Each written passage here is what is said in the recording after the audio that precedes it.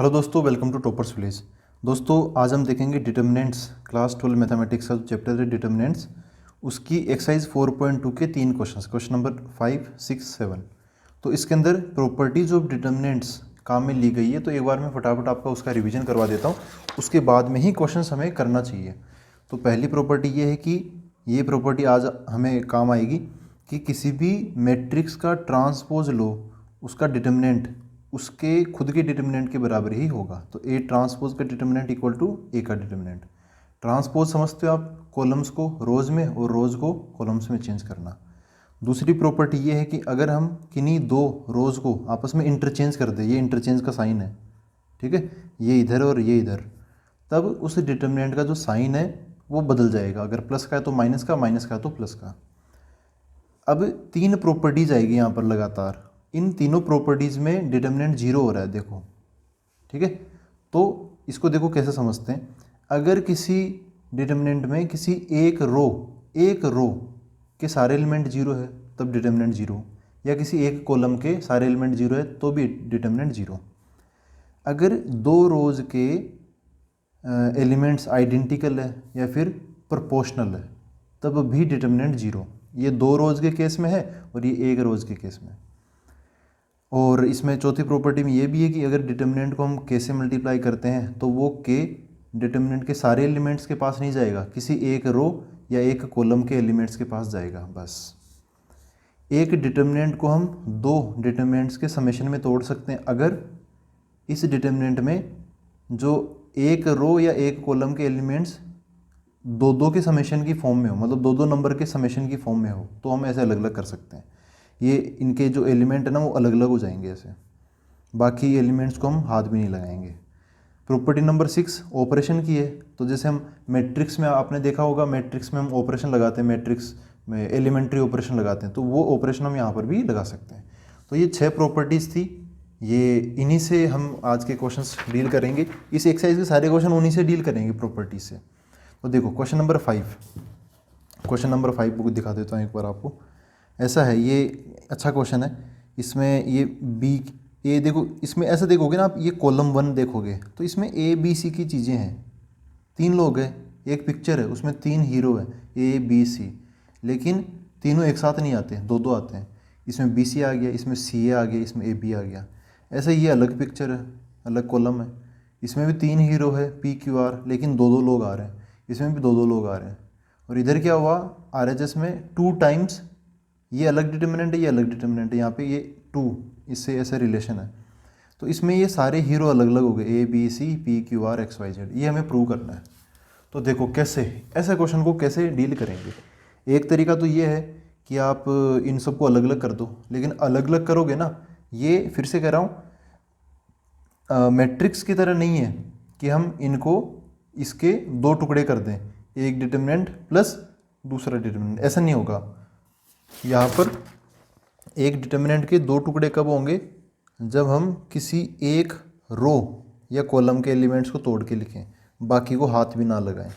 तो इसको अगर आपको दो टुकड़ों में लिखना है तो फिर बस ये पहला जो रो है ना उसी के टुकड़े हो पाएंगे, बाकी दोनों टुकड़ों के अंदर ये सेम टू सेम आएंगे।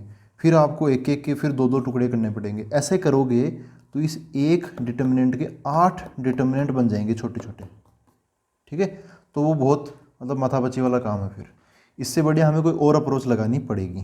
कैसे किया जाए, मैंने अभी इसको आपको बताया कि एक ऐसी डिटर्मिनेंट है जिसमें जैसे ये कॉलम है, इसमें 3 हीरो है ए बी सी, लेकिन एक जगह पे 2 ही हीरो आ रहे हैं, बी और सी। यहाँ पे सी और ए, इसमें बी नहीं आया, इसमें सी नहीं आया, ऐसे इनके साथ है।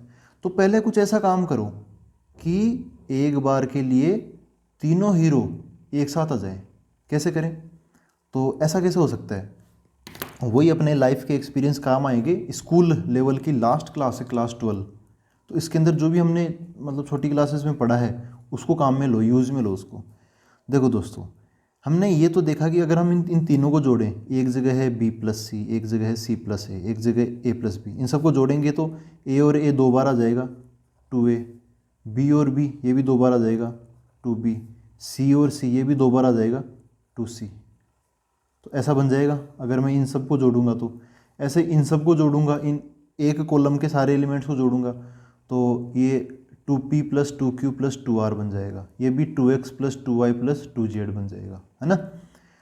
तो उससे क्या फ़ायदा होगा, तीनों हीरोज़ एक साथ आ जाएंगे।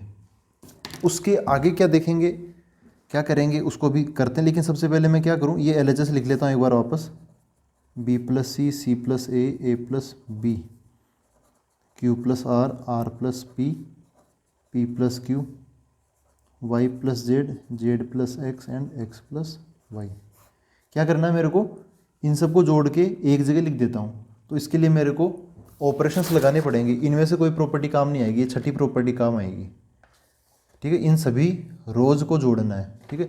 रो को जोड़ना है या कॉलम को जोड़ोगे तो ए बी सी की फैमिली में ये क्यू पी आर आ जाएंगे, एक्स वाई जेड आ जाएंगे, तो ये होच पोच हो जाएगा। इससे बढ़िया क्या कि ए बी सी वाली फैमिली अलग ही रखो, तो इस एलिमेंट में ये जुड़ना चाहिए, ये जुड़ना चाहिए। तो ये एलिमेंट कहाँ है तो एक ही कॉलम में, लेकिन अलग अलग रोज़ के अंदर है, अलग अलग रोज़ के अंदर है। ये R1 में है, ये R2 में, ये R3 में। तो हमें रोज़ के अकॉर्डिंग ऑपरेशन लगाने पड़ेंगे। तो R1 को चेंज कर देता हूँ, इन सबको जोड़ के एक जगह तो लिखना ही है, तो कहाँ पे लिखूँ, चलो R1 पे लिख देता हूँ। आप चाहो तो R2 पे लिख दो, आप चाहो तो R3 पे लिख दो। इन सबको जोड़ना है, R1 है तो यहाँ पे R1, फिर बाद में आप R2 प्लस R3 ये लिख दो। इसका मतलब क्या है कि R1 के एलिमेंट की जगह R1, R2, R3 सभी के करस्पॉन्डिंग एलिमेंट्स जुड़ के आ जाएंगे। तो ये क्या बनेगा, यहाँ पर क्या बनेगा, B प्लस सी की जगह B plus C plus C plus A plus A plus B, ये सब R1, R2, R3 के एलिमेंट जुड़ के यहाँ पे रख दूंगा। या ये क्या बन जाएगा, ये बन जाएगा अपना 2A plus 2B plus 2C, ठीक है। ऐसे ये सब लोग जुड़ के यहाँ पर आ जाएंगे, तो क्या बन जाएगा, ये 2P plus 2Q plus 2R। ऐसे ये सब लोग जुड़ के यहाँ पे आ जाएंगे, तो 2X plus 2Y plus 2Z। बाकी और किसी रो को हम चेंज नहीं कर रहे, तो उनको एच डी छाप दो, C plus A, R plus P, Z plus X, A plus B, P plus Q and X plus Y। अब अगली चीज़ कॉमन लेने वाली, तो हमने बोला कि अगर डिटर्मिनेंट के बाहर के है तो वो किसी एक रो या कॉलम में चला जाएगा। तो इसका उल्टा भी कर सकते हैं हम, अगर किसी एक रो में के कॉमन आ रहा है या फिर एक कॉलम में के कॉमन आ रहा है तो उसको हम डिटर्मिनेंट के बाहर भी ऐसे लगा सकते हैं। तो देखो यहाँ पर इसमें पहली रो इनमें 2 कॉमन आ रहा है, देखो 2 2 2, इसमें भी 2 2 2, इसमें भी 2 2, तो 2 को कॉमन लेके मैं बाहर रख देता हूँ। ऐसा बन जाएगा 2A plus B plus C, P plus Q plus R, X plus Y plus Z। यहाँ पे C plus A, R plus P, Z plus X, A plus B, P plus Q and X plus Y, ठीक है। हाँ, अब क्या किया जाए, देखो दोस्तों यहाँ पर RHS को देखते हुए चलो, एक मैं आपको मूल मंत्र बता देता हूँ इस एक्सरसाइज को सोल्व करने का।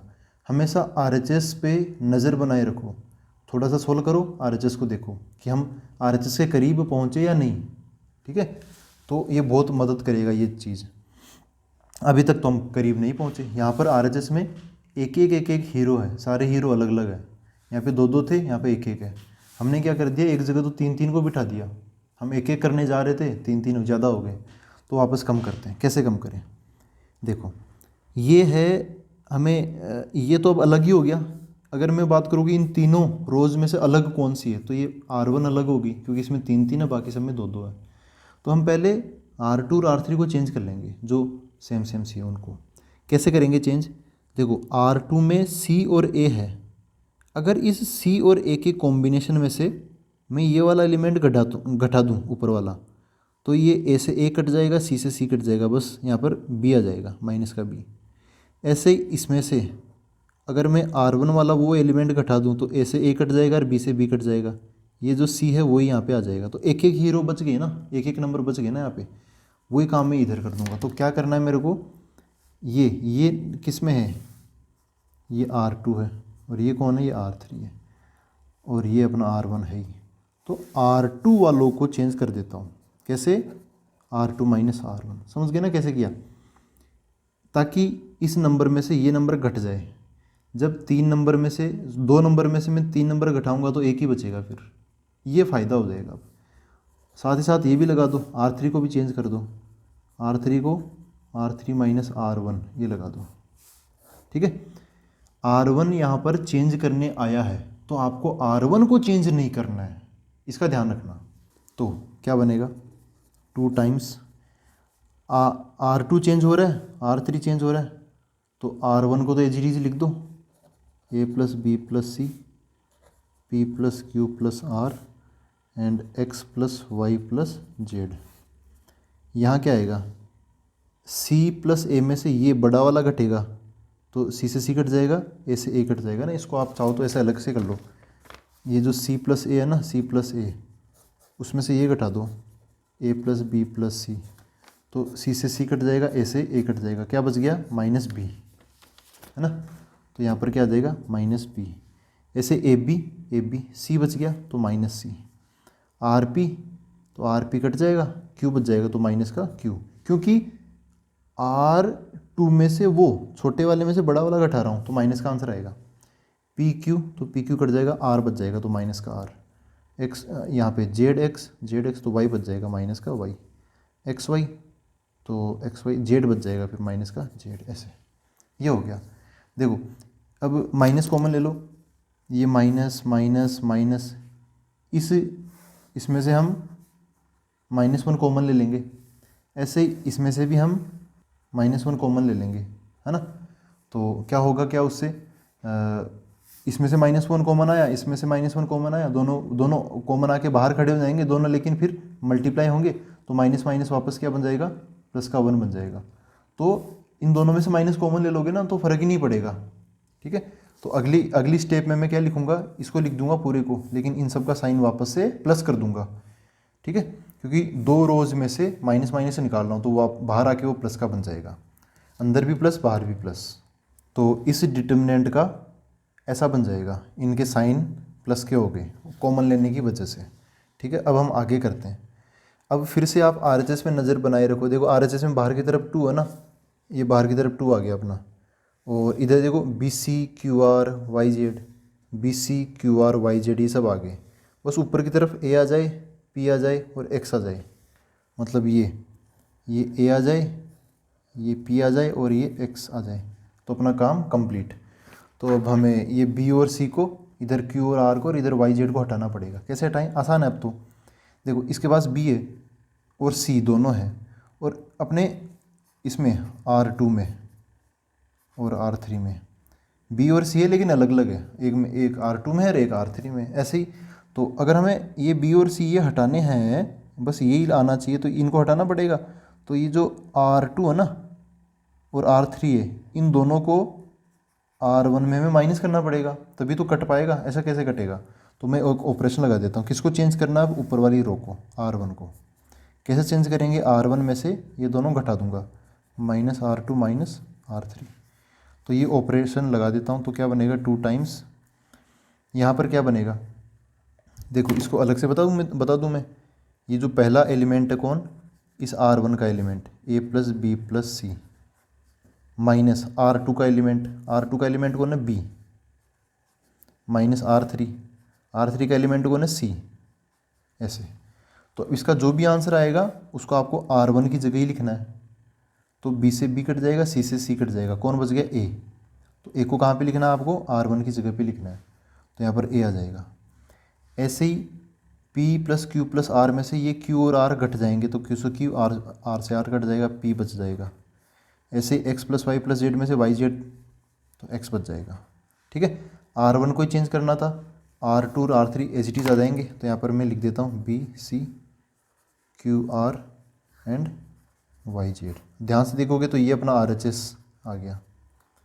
देखो यही तो है, सब अलग अलग हो गए हीरो सारे, है ना, सब अलग अलग हो गए। This is equal to RHS।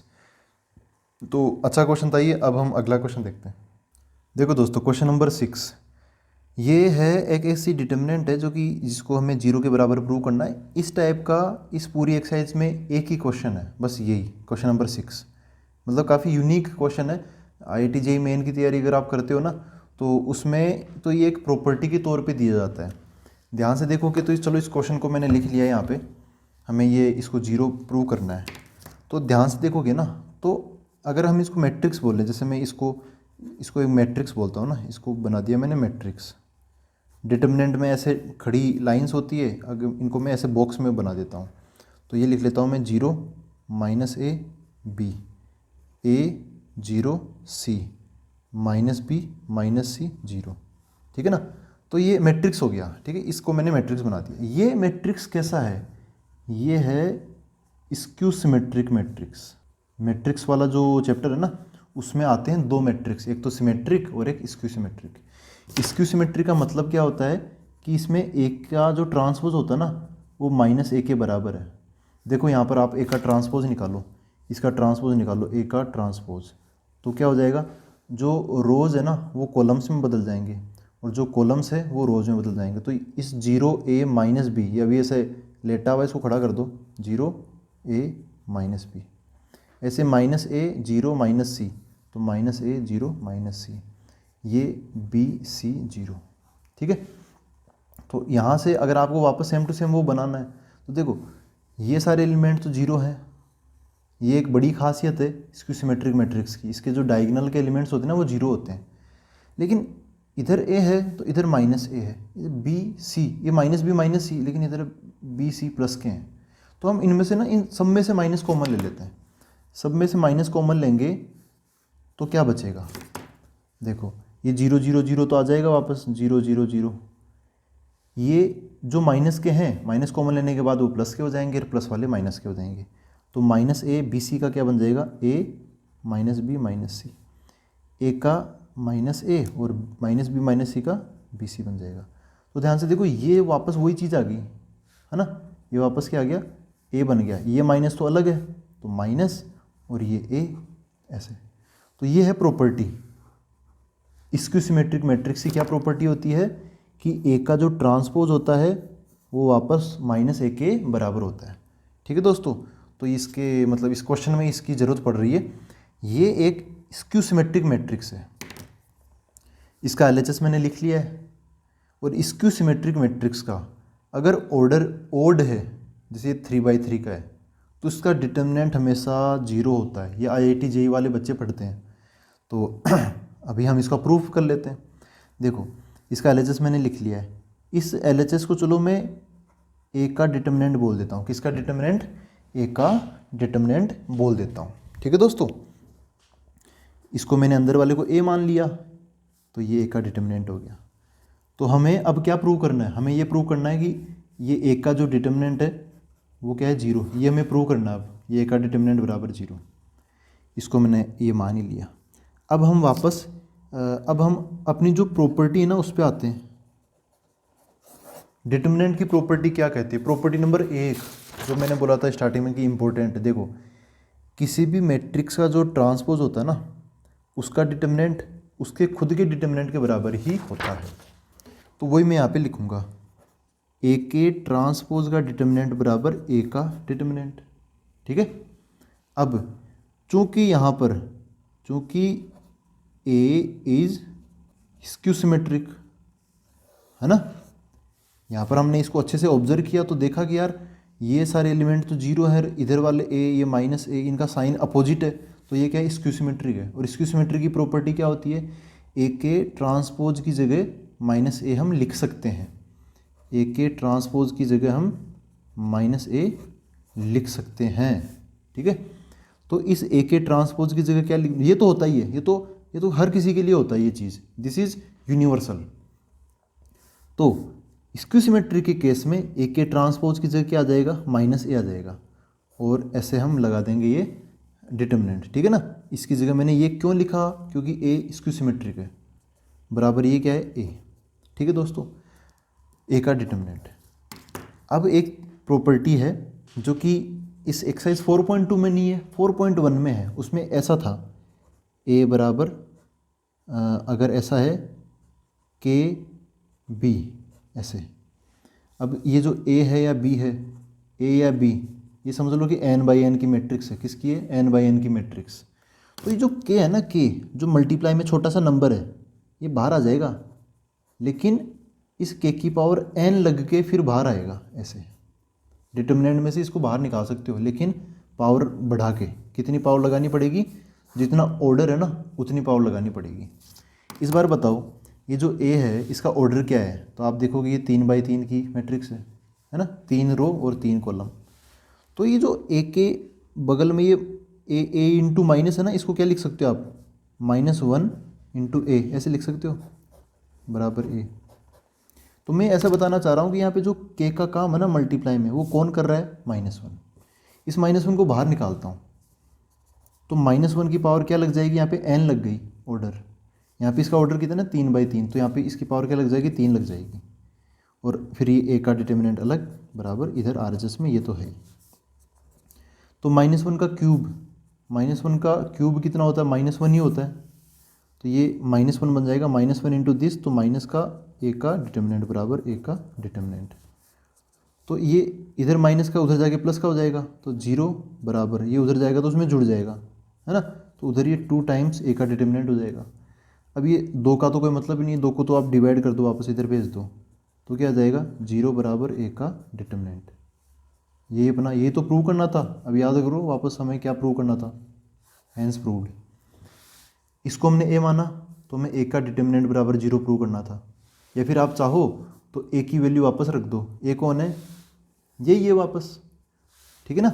तो ऐसे हमने प्रूव किया। आपसे याद रखना, जब कभी भी स्क्यू सिमेट्रिक मैट्रिक्स आए और वो 3x3 का हो, क्योंकि 5x5 का तो नहीं आएगा, ओड नंबर वाला बता रहा हूँ मैं, तो उसका जो डिटर्मिनेंट होगा वो हमेशा 0 होगा। और उसका प्रूफ ऐसे ही करना आपको, ठीक है।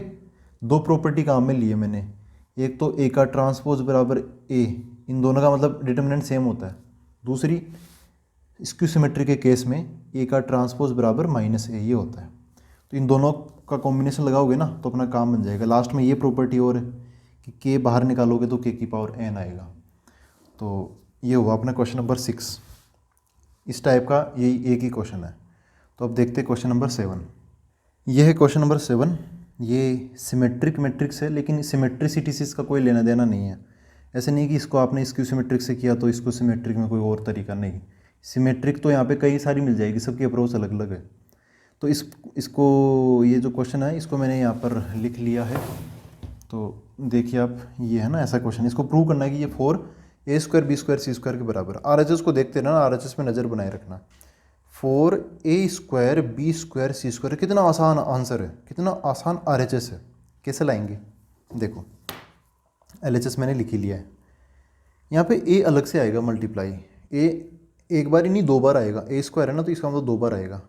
तो देखो ये रो दिख रही है आपको, ये वाली रो R1 है ना, ये R1 है। इसमें कॉमन आ रहा है कुछ, देखो क्या कॉमन आ रहा है, a² ab ac, तो a आ रहा है ना बार बार, है ना। तो इसमें से क्या कॉमन ले लो आप? a कॉमन ले लो, है ना। R1 में से क्या कॉमन ले लेंगे हम? a कॉमन ले लेंगे। ऐसे ही इसमें से बताओ R2 में क्या कॉमन आ रहा है? R2 के नंबर्स को बोलो, ba b² bc, तो b कॉमन आ रहा है तो इसमें से b कॉमन ले लो। cb ca cb c², तो इसमें से आप R3 में से c कॉमन ले लो। तो एक हम जब भी कोई कॉमन लेते हैं डिटर्मिनेंट में, तो एक रो में से अगर कोई कॉमन ले रहे हो तो वो ऑब्वियसली बाहर आ जाता है अकेला। तो इसमें से हमने a कॉमन लिया, इसमें से b, इसमें से c कॉमन लिया, तो अंदर क्या बचा? यहाँ पर क्या बचा? माइनस। अब a कम कर दो इसमें से, -a, ab में a कॉमन लिया तो b, ac का c।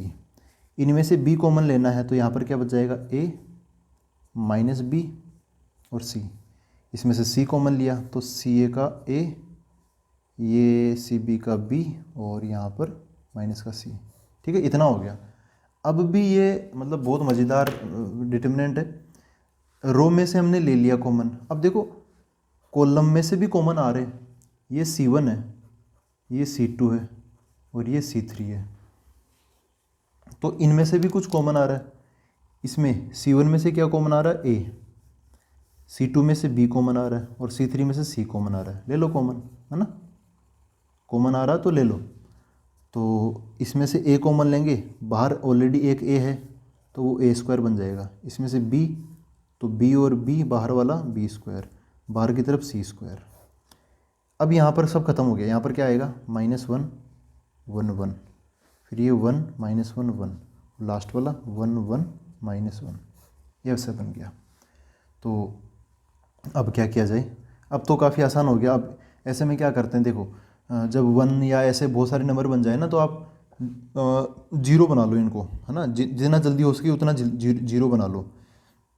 अब सबको मत जोड़ना, किन्हीं दो को जोड़ के देख लो। आप चाहो तो रो को जोड़ लो या कॉलम को जोड़ लो।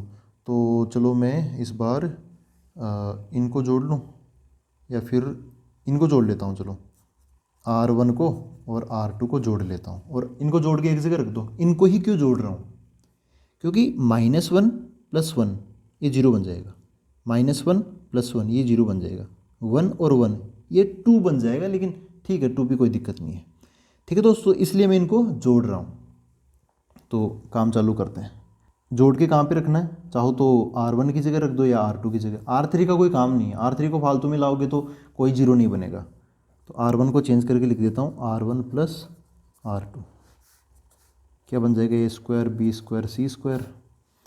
यहाँ पर क्या आएगा, देखो R3 को चेंज नहीं किया ना, सबसे पहले R3 को एज इट इज लिख दो 1 1 -1, कोई कन्फ्यूजन ही नहीं। अब इन दोनों को जोड़ के यहाँ लिख दो, तो 1 - 1 0, -1 1 0, 1 और 1 2।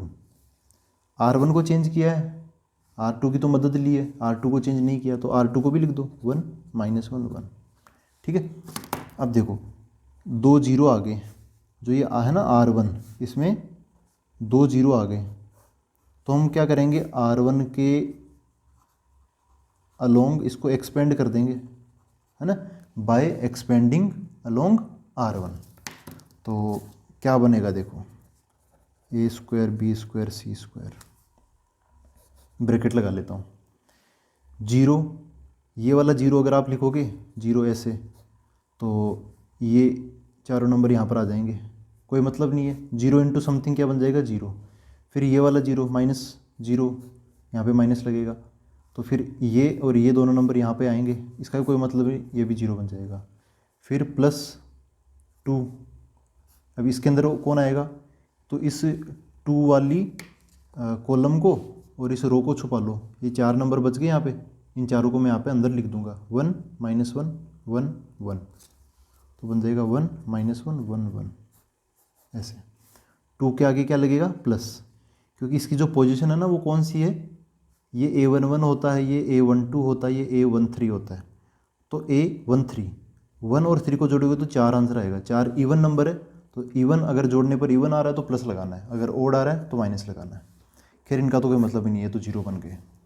तो अब हम बस इसको सोल्व कर लेंगे। ये 2/2 का डिटर्मिनेंट है, तो ये इससे मल्टीप्लाई होगा, ये इससे मल्टीप्लाई होगा, तो क्या बन जाएगा, A square B square C square, bracket के अंदर 2, ये 1 हो गया, 1 इंटू -1, ये -1 हो गया, और एक माइनस हम खुद से लगाएंगे, तो माइनस माइनस क्या हो जाएगा, प्लस हो जाएगा, ऐसे हो गया। तो 2 इंटू 2 4, तो आंसर क्या आ गया, 4 के साथ ये 4 A square B square C square. तो काफ़ी आसान था ये तो, ठीक है ना। तो ये अपना RHS आ गया, 4 A square B square C square. तो आई होप इस तरीके से आप, ये आज के क्वेश्चन थोड़े थे रोमांचक तो थे, ये पूरी एक्सरसाइज रोमांचक है, तो इनमें मज़ा आया। अब मिलते हैं अगले वीडियो के अंदर। Thank you very much.